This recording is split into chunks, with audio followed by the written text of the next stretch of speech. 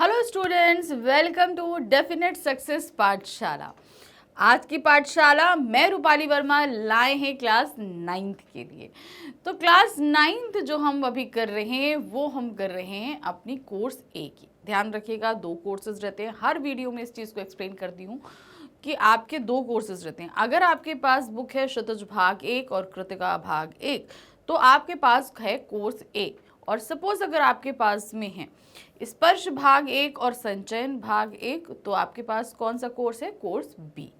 तो अभी हमने शुरू किया है कोर्स ए, लेकिन जल्द ही हम कोर्स बी भी लेकर आएंगे, परेशान नहीं होइएगा, ठीक है। तो कोर्स ए में हमने सबसे पहले शुरू करी अपनी क्षितिज बुक, और क्षितिज बुक जो कि हमारी 2 खंडों में विभक्त है उसका हमने गद्य खंड कंप्लीट कर लिया, जिसमें हमने पढ़ी कहानियाँ, यात्रा वृत्तांत, लेख, व्यक्ति चित्र, संस्मरण, काफ़ी सारी चीज़ें हमने इसके अंदर पढ़ी।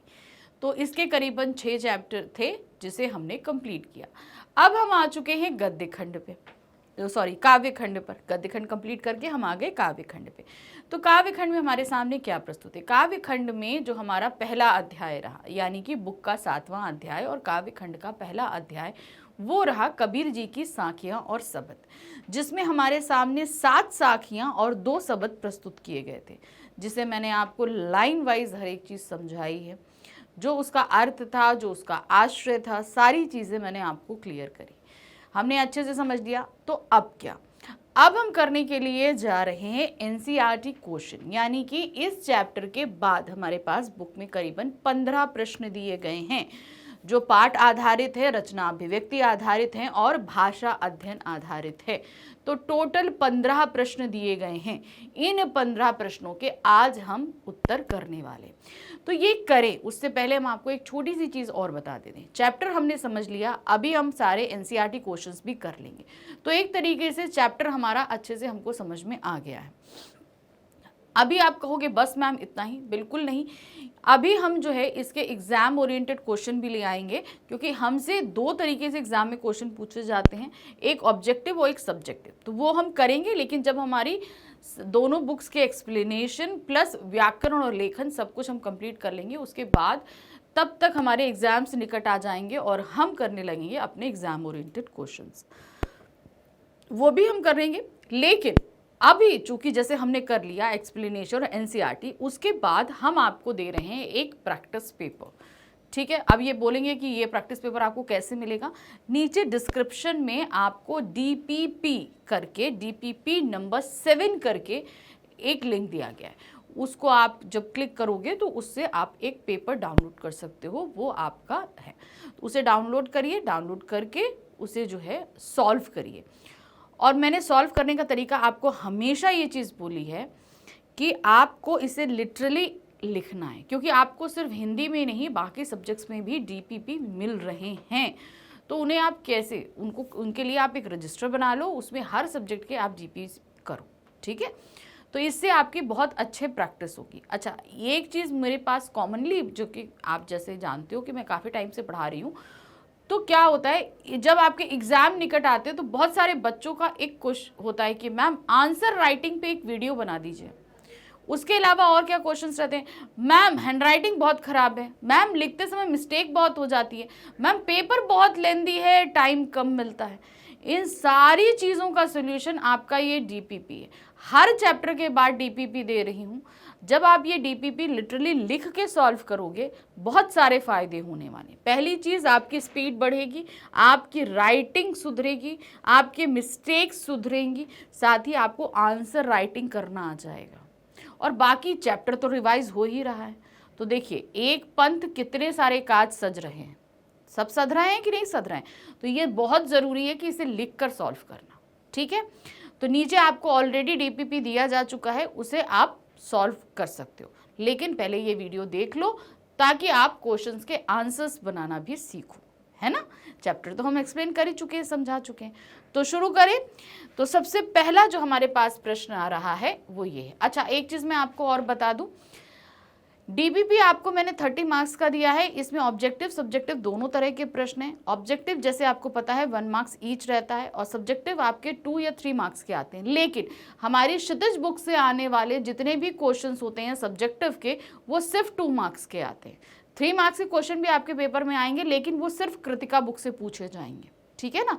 तो इसी फॉर्मेट में आपको पेपर मिले हैं, और जो भी आपके ये 2 मार्क्स के क्वेश्चंस रहते हैं, इनके आंसर्स आपको लिखने होते हैं कितने वर्ड्स लिमिट में, 25 to 30, ये ध्यान रखना, ठीक है। उसी हिसाब के आपको भी यहाँ पे जो क्वेश्चंस दिए जाएंगे वो उसी तरीके से। सबसे पहले हम शुरू कर, क्योंकि हमने यहाँ पर इस चैप्टर में 2 चीजें पढ़ी हैं, साखियां और सबद। तो सबसे पहले हम देखने जा रहे हैं साखियों पर आधारित प्रश्न। पहला प्रश्न है, मानसरोवर से कवि का क्या आश्रय है। मानसरोवर जैसे आप लोगों को सभी को पता है कि ऊपर हिमालय में में एक तालाब है, बहुत निर्मल और स्वच्छ माना जाता है, लेकिन कवि ने यहाँ पर मानसरोवर में क्या तात्पर्य लिया है। मानसरोवर के 2 अर्थ हैं, एक पवित्र सरोवर जिसमें हंस विहार करते हैं, दूसरा पवित्र मन या मानस। तो यहाँ पर 2 आश्रय लिए उन्होंने, क्यों बोला, देखिए कैसे होता है। पवित्र मानसरोवर में जहाँ हंस खेलते कूदते हैं, उसी तरीके से हम क्या है, हम इस जीवन के भोग विलास में पड़ जाते हैं, हमको यहीं पर सब कुछ अच्छा लगता है, जैसे हंसों को मानसरोवर में अच्छा लगता है उस तरीके से। और दूसरा क्या है, पवित्र मन वाले लोग जो हैं, पवित्र मन वाले लोग भी क्या है, वहां पर निवास करते हैं। तो इस तरीके से 2 अर्थों को यहाँ पर लिया गया है। अगला प्रश्न है, कवि ने सच्चे प्रेमी की क्या कसौटी बताई है। सच्चा प्रेमी, प्रेमी को प्रेमी ढूंढत प्रेमी मिले न कोई, प्रेमी को मैं ढूंढत फिरियो प्रेमी मिले न कोई, प्रेमी से प्रेमी मिले, है ना, ये वाला दोहा था ना, तो वही चीजें दी गई। तो यहाँ पर प्रेमी का तात्पर्य उन्होंने क्या बताया है, कवि ने सच्चे प्रेमी की कसौटी को बताते हुए कहा है कि सच्चा प्रेमी समझकर उसे दिल से पाने की इच्छा रखता है। सच्चा प्रेमी कभी किसी भी प्रकार के मोह में नहीं बंधेगा, अर्थात उसे किसी भी बंधन में बांध कर भी नहीं रख सकते। अब ये चीज कहोगे कि तो मैम ये तो दोहे में बताया नहीं, वो तो साखियों में बताया नहीं, कैसे। देखिए उन्होंने क्या बोला था, प्रेमी को मैं ढूंढत, यानी कि मैं जो हो वो प्रेमी को ढूंढ रहा था, अर्थात जब तक मैं अपने प्रेमी को अहंकार भरे यानी कि अपने स्वार्थ के लिए ढूंढ रहा था। मैं हम ईश्वर को याद करते हैं, ईश्वर हमारी दुख तकलीफ दूर कर दो, ईश्वर हमें धन दे दो, ईश्वर हमें अच्छी जॉब दे दो। अब हम ईश्वर को क्यों याद कर रहे हैं, हम ईश्वर को स्वार्थवश याद कर रहे हैं, अहंकार के साथ याद कर रहे हैं कि नहीं कर रहे हैं, तब तक हमें ईश्वर नहीं मिल सकता, ठीक है। लेकिन जब हम प्रेमी को प्रेमी बनकर ढूंढते हैं, अर्थात जब हम प्रेमी को सच्चे मन से ढूंढते हैं, सिर्फ अपने प्रेम करने के लिए उसका सानिध्य पाना चाहते हैं, स्वार्थ को त्याग कर, तब हमें ईश्वर मिल जाते हैं। मिलते हैं कि नहीं मिलते हैं, बोलो। जब हम अपने अंदर के अहंकार को त्याग देते हैं, अपने अंदर के स्वार्थ को त्याग देते हैं, तो हमें ईश्वर की प्राप्ति हो जाती है। और जब ईश्वर की प्राप्ति हो जाती है तो उससे अच्छा तो कोई भी नहीं, ठीक है ना। जितना भी विष है वो अमृत हो जाता है, अर्थात हमारे अंदर की जितनी भी बुराइयां हैं वो सभी खत्म हो जाती हैं और सिर्फ अच्छाइयां रह जाती हैं, ठीक है ना। सारे कष्ट दूर हो जाते हैं, सारे कष्ट सुखों में बदल जाते हैं। तो वही चीज उन्होंने सच्चे प्रेमी कसौटी क्या बताई, सच्चा प्रेमी समझकर उसे दिल से पाने की, यानी कि हम सच्चे प्रेम से जब सामने वाले प्रेमी को पाने की कोशिश करते हैं तो वो हमें मिल जाता है, लेकिन जब हम स्वार्थ के साथ प्रेमी को ढूंढेंगे तो हमें सच्चा प्रेमी कभी नहीं मिल सकता। वही चीज उन्होंने कहा, अपने बंधन में बांध कर नहीं रखते, यानी कि सच्चा प्रेमी जो है वो किसी तरह के बंधन या बाउंडेशंस नहीं लगाता है। तीसरा प्रश्न है, तीसरे दोहे में कवि ने किस प्रकार के ज्ञान को महत्व दिया है। तो अब आपको बताना है किस तरह के ज्ञान को महत्व दिया है। चलिए देखते हैं। इस दोहे में कवि ने अनुभव से प्राप्त हुए ज्ञान की ओर संकेत देते हुए आध्यात्मिक ज्ञान को महत्व दिया है, यानी कि उन्होंने क्या बताया है कि आप जो क्या कहते हैं ना, जो चीजें प्राप्त करते हैं, हम बहुत सारे जो ज्ञान है वो अपने अनुभवों से प्राप्त करते हैं, उसी तरह आध्यात्मिक ज्ञान भी क्या होता है, हम उसको जितना जानने और समझने की कोशिश करते हैं हमें वो चीजें प्राप्त होने लगती हैं, हम समझने लगते हैं, ठीक है ना। तो यहाँ पर हम किसी एक धर्म में बंध कर नहीं, हम दोनों धर्मों को समझें, दोनों धर्मों की अच्छाइयों को जानें, उनको समझें, तब जो हमें ज्ञान प्राप्त होता है वो सर्वोत्तम ज्ञान होता है। इस संसार में सच्चा संत कौन कहलाता है। कौन कहलाता है सच्चा संत? देखिए, कवि के अनुसार सच्चा संत वही कहलाता है जो सामाजिक भेदभाव, सांसारिक मोहमाया से दूर, सभी स्थितियों में संभाव, किसी भी प्रकार की ऊंच नीच, भेद भाव, अच्छा बुरा त्याग कर प्रभु की भक्ति में लीन हो जाए, वही सच्चा संत कहलाता है। यानी कि देखिए, हमारे सामने बहुत सारी ऐसी चीजें होती हैं जो हमें अपनी अपनी तरफ आकर्षित करती हैं। जब हम ये सारी चीजें भूलकर सिर्फ ईश्वर के प्रति हम अपनी श्रद्धा दिखाते हैं, क्योंकि भाई जैसे हम लोग बोलते हैं ना, मैंने आपको जब हम एक्सप्लेन करते हैं मैंने बताया था, जब हम किसी चीज में लगते हैं तो क्या होता है कि हमको भटकाने के लिए बहुत सारी चीज़ें होती। जैसे आप पढ़ाई करने बैठोगे तो पढ़ाई करते समय आपका डिस्ट्रैक्शन क्या होता है? टीवी है, अच्छा खाना है, मोबाइल है, फ्रेंड्स हैं, बहुत सारे डिस्ट्रैक्शंस होते हैं। तो अब हमें क्या करना है, वो हम सारे डिस्ट्रैक्शंस को हटाकर हम सिर्फ अगर पूरे मन से ईश्वर की आराधना करते हैं तो वही जो है सबसे अच्छा संत कहलाता है, कि मतलब सब कुछ हम भूल के जिस करें। अगला है, अंतिम दो दोहों के माध्यम से कबीर ने किस तरह की संकीर्णताओं की ओर संकेत किया है? किस तरह की संकीर्णता? हम लोग क्या है ना, धर्म के आडंबर में फंस जाते हैं, है ना, धर्म के चक्कर में फंस के हम बहुत बड़े ज्ञान को खो देते हैं। ये सारी चीजें उन्होंने समझाने की कोशिश करी है। देखिए क्या है, अंतिम दो दोहों में कबीर ने निम्नलिखित संकीर्णताओं की ओर संकेत किया है। अपने अपने मत को श्रेष्ठ मानने की संकीर्णता और दूसरे के धर्म की निंदा करने की संकीर्णता। हम मानते हैं कि हमारा धर्म श्रेष्ठ है, लेकिन दूसरे के धर्म की निंदा करना गलत है। गलत है कि नहीं? जैसे अगर हमारा धर्म हमारे लिए सम्माननीय है, वैसे ही दूसरे का धर्म भी है। तो हम अपने धर्म को तो अच्छा बताएं, मगर दूसरे के धर्म को हम निम्न बताएं, उसमें बहुत तरह की खामियां निकालें, बहुत सारी उल्टी सीधी चीज़ें कहें, तो ये गलत हो जाता है। तो यहाँ पर हमें सिर्फ, और दूसरी चीज़ उन्होंने चीज़ बहुत अच्छे से बताई है कि हमें सभी धर्मों से अच्छी अच्छी चीज़ों को लेना चाहिए एक्स्ट्रा। जैसे हमारे सामने बहुत सारे फल होते हैं, ऐसे समझो, फल सभी अच्छे होते हैं, हमारे शरीर को पौष्टिकता देते हैं, हमको मजबूती देते हैं, लेकिन हम लोग क्या करते हैं, हम फल को उसके अंदर के एक्सट्रैक्ट के साथ खा लेते हैं। सारे जितने फल हैं हम सबको खाने की कोशिश करते हैं। जो जो चीज़ें अच्छी हैं, जैसे मान लीजिए किसी का गुदा अच्छा है, उसकी गुठली फेंक देते हैं, किसी का छिलका फेंक देते हैं। जैसे केला है, केले का छिलका उठाकर फेंक दिया, अंदर का केला खा लिया। सेब को काटा तो सेब के अंदर के बीज के फेंक दिया, उसको खा लिया। ये चीज़ें होती है ना। तो उन फलों में जो जो चीज़ें हैं हम उनको ग्रैब कर लेते हैं। क्यों? क्योंकि वो हमको पौष्टिकता देती हैं। उसी तरीके से इन सारे धर्मों के साथ होता है। धर्म में कुछ अच्छी चीज़ें हैं तो कुछ बुरी चीज़ें हैं, बहुत सारी चीज़ें, ये समझ का फेर है। तो हमें क्या है, हमें सभी धर्मों से वो सारी चीज़ें ग्रहण करनी है। वो हमारे शरीर को, हमारे ज्ञान को बढ़ाती हैं, ठीक है ना। तो वही चीज़ें यहाँ पर बताई गई हैं। फिर है ऊंचे कुल के अहंकार में जीने की संकीर्णता। फिर दूसरा क्या था, क्या उच्च कुल में जन्मे। अब मान लो ऊंचे कुल में जन्मे हैं, लेकिन क्या है, हमारे कर्म निम्न हैं, तो तब तो हम उच्च कुल के नहीं रह जाते ना। ऊंचे कुल में जन्मे के बाद भी हमारा कुल क्या है, वो तो निम्न। भाई उच्च कर्म, लेकिन कर्म तो हमारे बहुत ही बुरे हैं। कर्म कैसे हमारे बहुत ही खराब है। तो वो उसी तरीके से जैसे सोने के घड़े में रखा हुआ शराब, शराब तो बुरी है ही, चाहे उसे सोने के कलश में रख दो वो तो बुरी ही मानी जाएगी।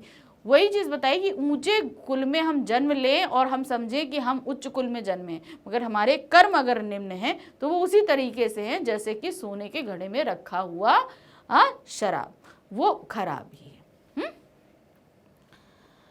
अब आते हैं पृष्ठ संख्या 6 पर। यहाँ क्या पूछा गया है, किसी भी व्यक्ति की पहचान उसके कुल से होती है या उसके कर्मों से, तर्क सहित उत्तर दीजिए।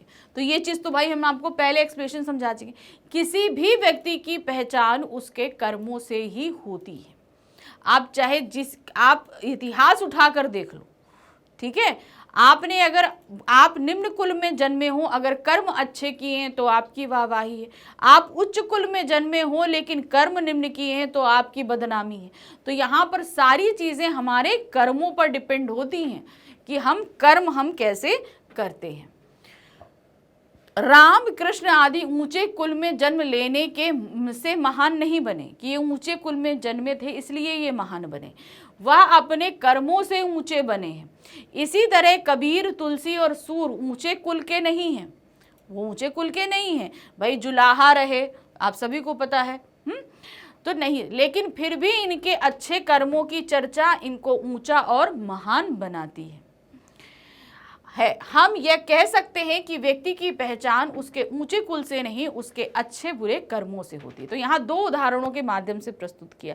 एक ऊंचे कुल में जन्मे थे, उन्होंने अच्छे कर्म किए तो वो जो है बहुत ज्यादा प्रसिद्ध हुए। दूसरे निम्न कुल में जन्मे थे लेकिन कर्म अच्छे किए तो भी वो प्रसिद्ध हुए। तो यहाँ मेन जो चीज होती है वो क्या होती है, आपके कर्म होते हैं।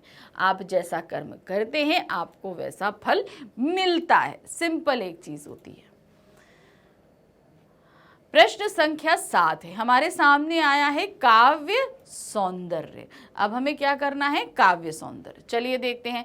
हस्ती चढ़ी ज्ञान को सहज दरुचा ढाले, स्वान रूप संसार है भूकन दे झक मारे। तो इसका क्या तात्पर्य था कि हाथी रूपी ज्ञान को प्राप्त करने के लिए, अर्थात बहुत ज्यादा बड़े ज्ञान को प्राप्त करने के लिए हमें निरंतर सहज, जैसे हाथी के ऊपर बैठने के लिए हमें एक कारपेट बिछानी पड़ती है, उसी तरीके से इतने महान ज्ञान को प्राप्त करने के लिए हमें लगातार साधना करनी पड़ती है। और जब हम ऐसा कार्य करते हैं तो क्या होता है, ये सारा संसार हमें ना जाने क्या क्या बातें बोलता है। जिस तरीके से हाथी निकलता है और उसके पीछे कुत्ते भौंकते हैं, उसी तरीके से जब हम ज्ञान की प्राप्ति करते हैं तो लोग हमारे लिए ना जाने क्या क्या बोलते हैं, कितना हमको भटकाने की कोशिश करते हैं। लेकिन अंत में क्या होता है, जैसे कुत्ते भौंक भौंक के हाथी के पीछे थक कर चुप हो जाते हैं, उसी तरह एक समय ऐसा आएगा कि लोग बोलते बोलते चुप हो जाएंगे। भूकन दे झक मारी, भूखते भूखते डर, मतलब थक कर बैठ जाएंगे। अब इसके पीछे का आप काव्य सौंदर्य देखिए। काव्य सौंदर्य में दो चीजें होती हैं, एक भाव सौंदर्य, दूसरा शिल्प सौंदर्य। भाव सौंदर्य का मतलब होता है कि इन पंक्तियों का भाव क्या है। शिल्प सौंदर्य का तात्पर्य होता है इसमें किस तरह के शब्दों का इस्तेमाल किया गया है, कौन सा अलंकार है, कौन सा रस है, ये सारी चीजें लिखनी होती हैं। जैसे आप यहाँ पर देख रहे हैं, इस भक्ति में कवि ने ज्ञान के महत्व को प्रतिपादित करते हुए कहा है कि ज्ञान की प्राप्ति करने वाले साधक हाथी पर चल रहे हैं और संसार रूपी कुत्ते अर्थात आलोचना करने वाले कुत्ते भौंक कर शांत हो रहे हैं। यानी कि जब हम हाथी की तरह चलते हैं, अर्थात अपने एम को डिसाइड करते हैं, तो ये पूरा संसार ना जाने कितनी कितनी बातें कहता है, लेकिन हार कर थक कर चुप हो जाता है। ये इसके पीछे का भाव है। अब शिल्प सौंदर्य, इस पंक्ति में भक्ति रस की प्रधानता दी गई है। भक्ति रस है क्योंकि ईश्वर की भक्ति के लिए बात कही गई है। इसमें सदुक्कड़ी भाषा का प्रयोग हुआ है। सदुक्कड़ी भाषा का मतलब क्यों हुआ, कबीरदास जी बहुत सारे लोगों के सत्संग में रहे, साधुओं के संग में रहे, जिसकी वजह से उनकी भाषा में बहुत तरह की भाषाओं, साधुओं की भाषा, बहुत और भक्ति, चूंकि वो भ्रमण करते रहे तो वो इसलिए उनको पंचमेल खिचड़ी भी कहते हैं। उनकी भाषा को सदुक्कड़ी भी कहते हैं और पंचमेल खिचड़ी भी कहते हैं। क्यों, क्योंकि भ्रमण करने के कारण उनकी भाषा में बहुत तरह तरह की अलग अलग जगहों के भाषाओं के शब्दों का मेल हुआ है, इसलिए पंचमेल खिचड़ी कहते हैं। सदुक्कड़ी भाषा क्यों, क्योंकि ये साधुओं के संपर्क में ज्यादा रहे हैं। अब हम देखते हैं सबद। क्या देखने वाले हैं, सबद। साखियां हमने देख ली, अब साखियों के ऊपर 7 प्रश्न थे, अब हम देखने वाले हैं सबद। सबद में क्या देखेंगे, सबद का हमारा पहला और उसका 8वां प्रश्न क्या दिया गया है। मनुष्य ईश्वर को कहाँ कहाँ ढूंढता फिरता है। कहाँ कहाँ ढूंढता है, मंदिर में, मस्जिद में, काबा में, कैलाश में, हर जगह ढूंढता है लेकिन उसे कहीं नहीं मिलते। क्यों, क्योंकि ईश्वर तो मनुष्य के अंदर ही रहता है। तो देखिए क्या दिया गया है। इस पाठ में कवि ने कहा है कि हिंदू अपने भगवान को मंदिर, तीर्थ स्थलों में ढूंढता है। कहाँ ढूंढता है, मंदिर में ढूंढता है, जितने तीर्थ स्थल है वहां ढूंढता है। वहीं मुस्लिम अपने अल्लाह को मस्जिद में ढूंढते हैं। कहाँ? मस्जिद में। और मनुष्य योग, प्रार्थना तथा वैराग्य अनेक प्रकार के धार्मिक क्रियाओं में ढूंढता है। मतलब हम बहुत सारी पूजा पाठ, माला जपना, नमाज पढ़ना, ये सारे काम करते हैं, अगरबत्ती दिखाना, धूप दिखाना, ये व्रत पूजा, ना जाने क्या क्या चीज़ें करते हैं। इन सारी चीज़ों को हमें लगता है कि अरे हम ये सारे करेंगे तो ईश्वर हमको मिल जाएंगे, लेकिन ईश्वर हमें कहीं नहीं मिलते। चाहे मंदिर ढूंढ लो, तीर्थ स्थल ढूंढ लो, चाहे, क्योंकि ईश्वर तो हमारे खुद अंदर ही है। अगला प्रश्न है, कबीर ने ईश्वर प्राप्ति के लिए किन प्रचलित विश्वासों का खंडन किया है? अब कबीर ने ईश्वर प्राप्ति के लिए बहुत सारे जो चीज़ें हम लोगों ने अपनाई हैं उनका खंडन किया। जैसे अभी हमने बताया, बहुत सारे आडंबर, पूजा कर्म करना, मतलब उसके बाद मंदिर मस्जिद जाना, जाप करना, ये सारी चीज़ें जो बताई गई हैं, इन सारे आडंबरों का खंडन उन्होंने किया है। देखिए क्या है, कबीर ने ईश्वर प्राप्ति के लिए अनेक प्रकार की प्रचलित विश्वास, जैसे मंदिर मस्जिद गुरुद्वारा जाकर पूजा अर्चना करना। अब इन सभी जगहों पे हम लोग क्या जाते हैं? ईश्वर की पूजा अर्चना करने के लिए जाते हैं, तो इनका खंडन किया है। करना या नमाज पढ़ना, पवित्र तीर्थ स्थलों की यात्रा करना, अलग अलग तरह से भक्ति कर ईश्वर को पाने के लिए प्रयास करते रहना, ये सारी जो प्रचलित, आप लोग ऐसे देखते हैं, आप जिस भी धर्म के हों, हम लोग ईश्वर को पाने के लिए करते हैं। जैसे आप यहाँ पर देखेंगे कि पूजा पाठ होती है, नमाज होती है, गुरुद्वारे में अरदास होती है, बहुत सारी चीज़ें होती हैं। तो उन सारी मान्यताओं को कबीर खंडित करते हैं, वो चीज़ नहीं मानते। क्योंकि देखिए, कबीर जिस संप्रदाय के हैं वो क्या है? वो निर्गुण संप्रदाय के संत हैं। उनके लिए ईश्वर का कोई एक साकार रूप नहीं है। जब ईश्वर का साकार रूप ही नहीं है तो वो किसी स्थल पे जाकर क्यों उसको पूजे? उनके लिए तो क्या है कि भाई इस धर्म में ये चीज़ अच्छी, इस धर्म में ये चीज़ अच्छी, इस धर्म में ये चीज़ अच्छी, हम सारी मिला लेंगे। और उनका मानना क्या है? जैसे सभी धर्मों में कहा जाता है, ईश्वर खुद हमारे अंदर बसते हैं, हर एक कण कण में बसते हैं। तो ये सभी धर्मों के मूल में चीज़ को आपको बताया जाता है। तो जब हर एक कण में बसते हैं तो ईश्वर, जाहिर सी बात है, हमारे अंदर भी बसते हैं, तो उन्हें हम सब जगह क्यों ढूंढें? ठीक है ना?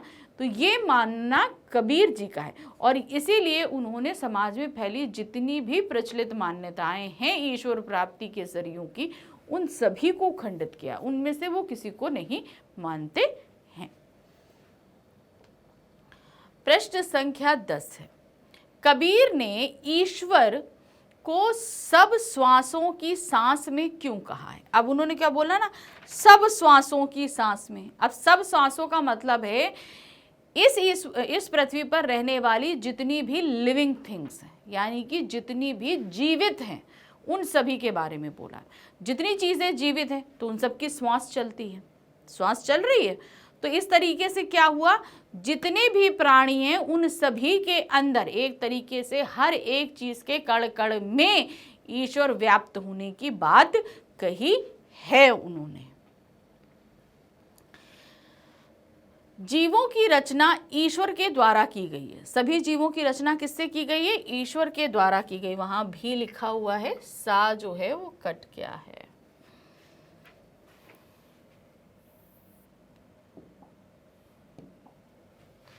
यहां पर क्या आएगा? सा।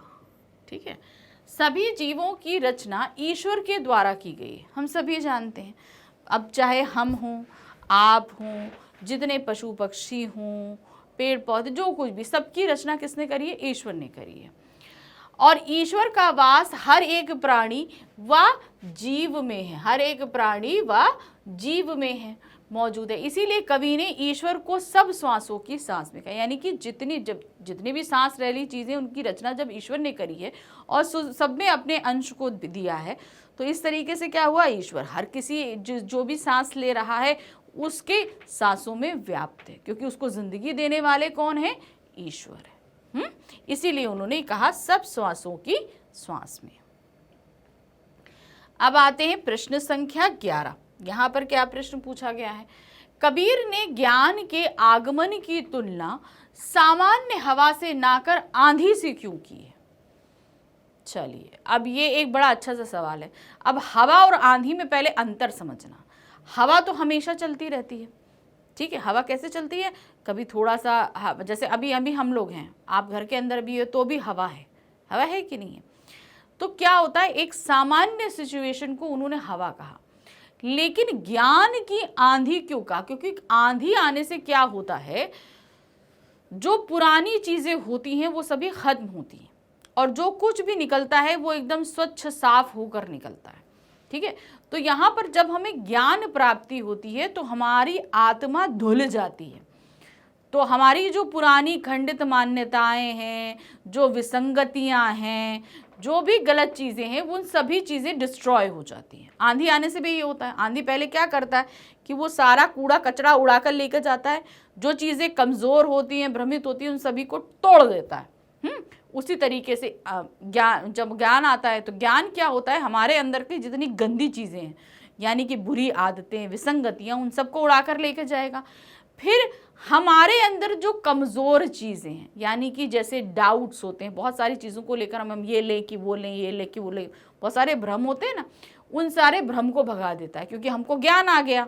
अब हमें पता है ये चीज़ गलत है, ये चीज़ सही है, तो हमको भ्रम रहेगा नहीं, संदेह रहेगा ही नहीं रहेगा ना। तो वही चीज़ है, जिस तरीके से आंधी आती है, कूड़ा करकट उड़ाती है, जो कमज़ोर चीज़ें होती हैं उनको मिटा देती है, उसी तरीके से ज्ञान जब हमको प्राप्त होता है तो हमें पता है कि ये चीज़ें गलत हैं, हम उन सारी चीज़ों को अपने आप से अलग कर देते हैं। इसीलिए हवा और आंधी में फ़र्क होता है। देखिए क्या है, सामान्य हवा से वस्तुओं को प्रभावित करने की उतनी क्षमता नहीं पाई जाती जितनी आंधी में होती है। तो मैंने कहा ना, जो सामान्य वस्तुएं होती हैं वो इतनी प्रभावित नहीं हो पाती हैं।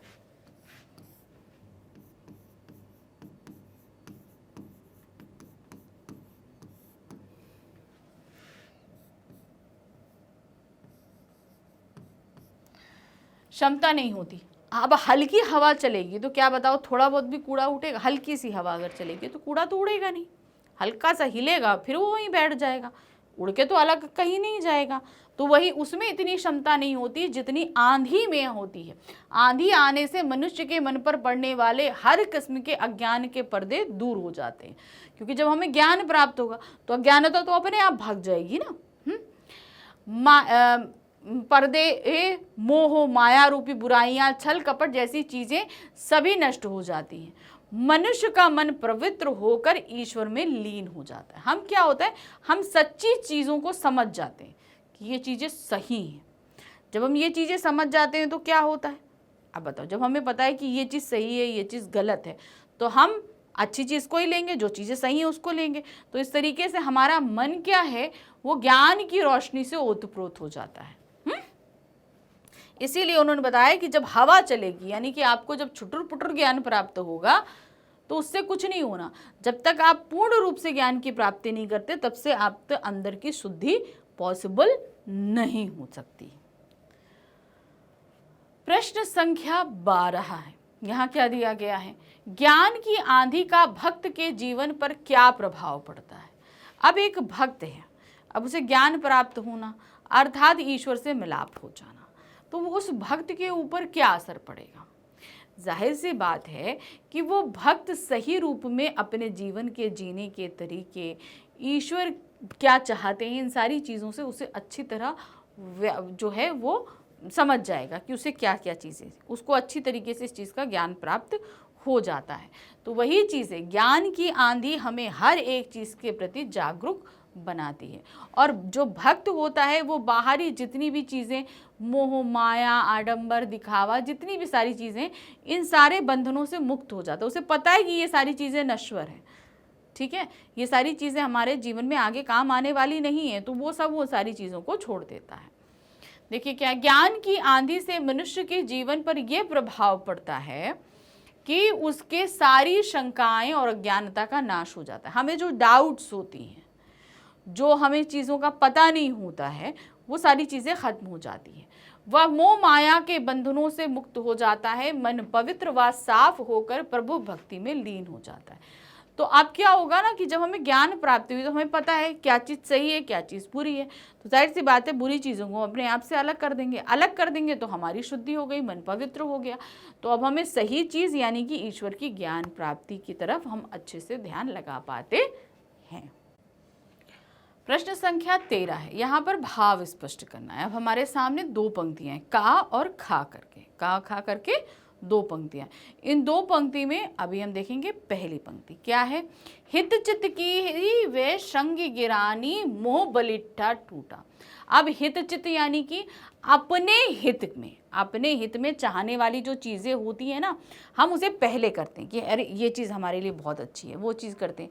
और ये सारी चीज़ें किससे बंधी होती हैं, मोह से बंधी होती हैं।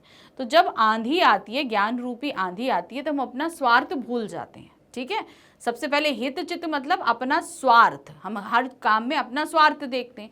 तो अब यहाँ पर क्या हुआ कि जैसे ही ज्ञान रूपी आंधी आती है, हमारा स्वार्थ हमसे सबसे पहले अलग होता है।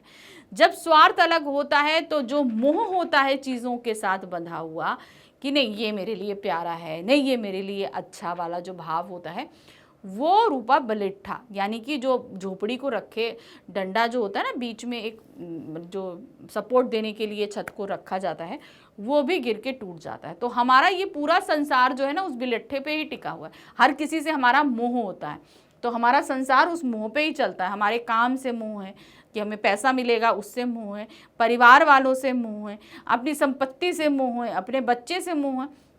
तो बेसिकली हमारा ये जो संसार है वो मोह पे चलता है। तो अगर हमें जब ज्ञान प्राप्त होता है तो हमें लगता है अरे ये मोह तो बेकार है, ये सारी चीज़ों मोह से होना हमें कुछ भी नहीं है, हमें ये प्राप्त हो जाता है और फिर उसी के साथ स्वार्थ भी खत्म हो जाता है।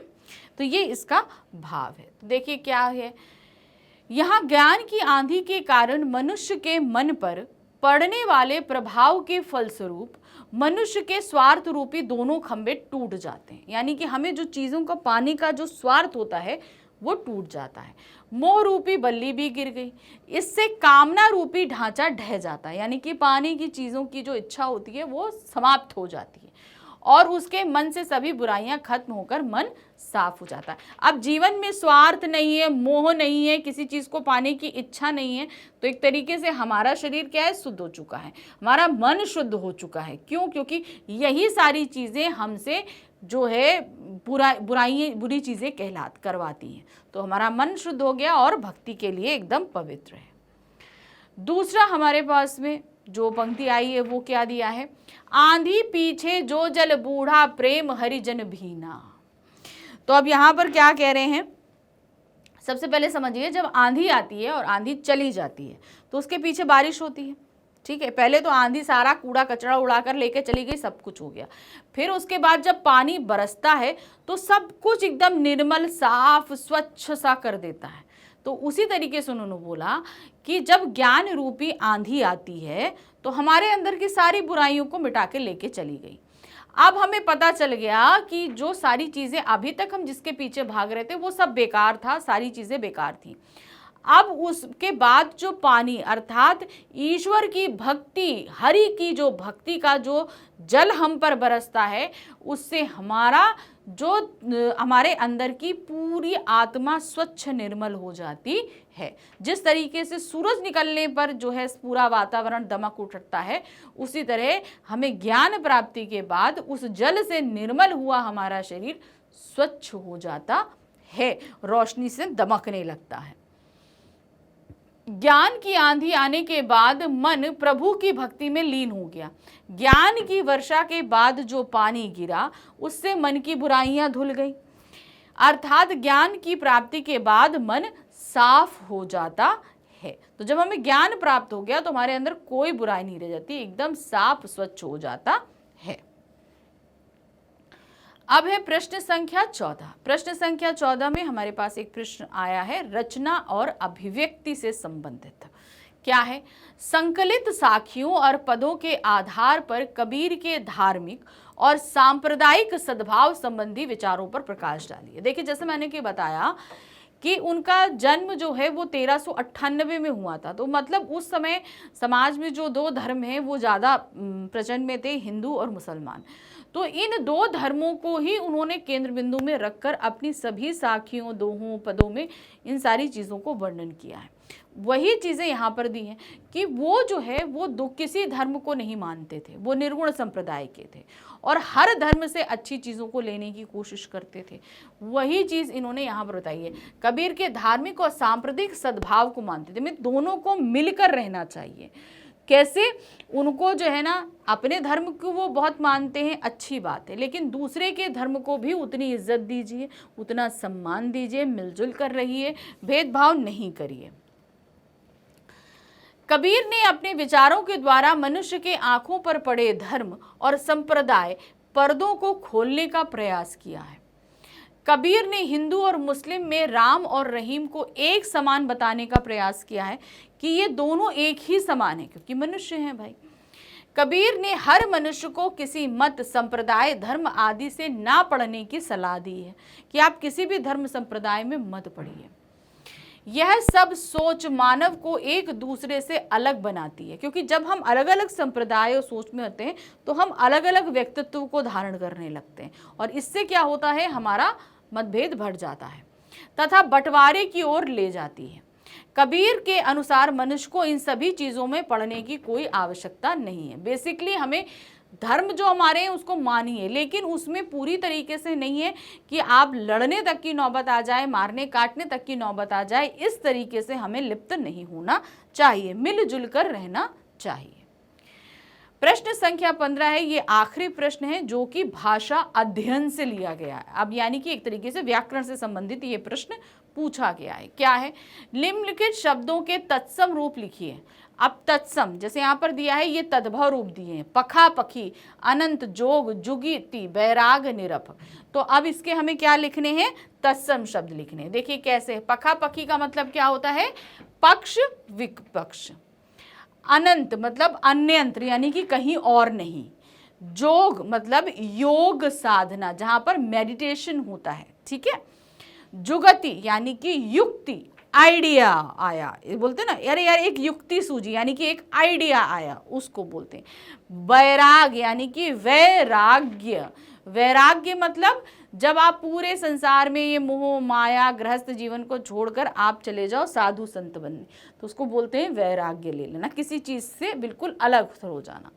निष्पक्ष यानी कि निरपक्ष जो है ये आपका निष्पक्ष, इसका तत्सम शब्द है।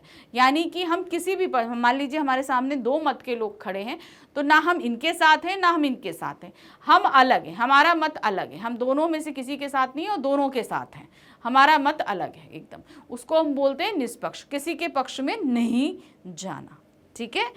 तो इस तरीके से संपन्न हुए हमारे ये प्रश्न जो हमारा पाठ चल रहा था 7वां, कबीर जी की साखियां और सबद, इनके प्रश्नोत्तर, ठीक है।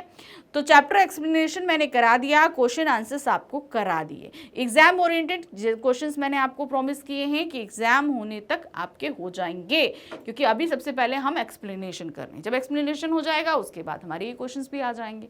लेकिन अभी क्या, मैंने नीचे आपके लिए एक प्रैक्टिस पेपर तैयार किया है जो नीचे डिस्क्रिप्शन में आपको मिल जाएगा।